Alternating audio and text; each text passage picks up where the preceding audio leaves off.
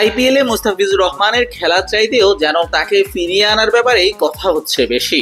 IPL এর শুরু থেকে বেশ ভালো সময় ধরে পার্পল ক্যাপ মাথায় রেখেছিলেন, এখনো আছেন সর্বোচ্চ উইকেট শিকারীর তালিকায় 2-এ। তবে টুর্নামেন্টের শেষে কিংবা মাঝ পথেই যে ফিজ সেখান থেকে অনেক দূরে সরে যাবেন সেটা বলাই যায়, কারণ মুস্তাফিজের হাতে যে আর মাত্র 3টা ম্যাচই আছে।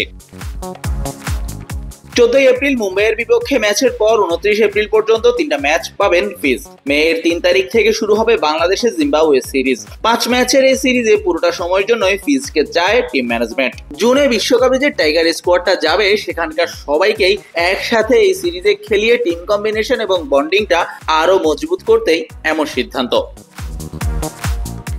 এই ব্যাপারে অবশ্য দুই দিকেই আছে মতামত, এমনকি বিসিবিতেও। বিসিবির ক্রিকেট অপারেশনস কমিটির চেয়ারম্যান জালাল ইউনুস বলছেন কেন মুস্তাফিজকে তাদের প্রয়োজন। আমরা মুস্তাফিজকে জিম্বাবুয়ে সিরিজের আগ পর্যন্ত এনওসি দিয়েছি, তাকে সেই সিরিজের কদিন আগে চলে আসতে হবে। ওয়ার্কলোডের বিষয়টাও আমাদের দেখতে হবে। ও অনেকগুলো ম্যাচ খেলে ক্লান্ত হয়ে গেলে বা ইনজুরিতে পড়লে তো আমাদের সংকট বাড়বে, তাই ওয়ার্কলোড ম্যানেজমেন্টের বিষয়টাও আমাদের নজর রাখতে হবে। তবে বিসিবির আরেক ডিরেক্টর এবং টাইগারদের সাবেক অধিনায়ক আকরাম খান বলছেন ভিন্ন কথা। তার মত একেবারেই উল্টো।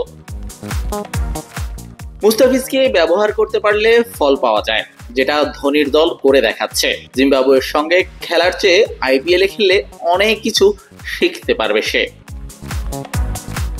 এবার প্রশ্ন চলেই আসে, আইপিএলে খেললে ওয়ার্কলোড বাড়বে আর জিম্বাবুয়ের বিরুদ্ধে খেললে কি সেটা বাড়বে না? এই প্রশ্নের উত্তর কি আদৌ বিসিবির কাছে আছে? আইপিএলে যেখানে বিশ্বের নামি দামি ব্যাটারদের বল করবেন, সেখানে আপাতত মুস্তাফিজকে বল করতে হবে জিম্বাবুয়ের ব্যাটারদের বিপক্ষে।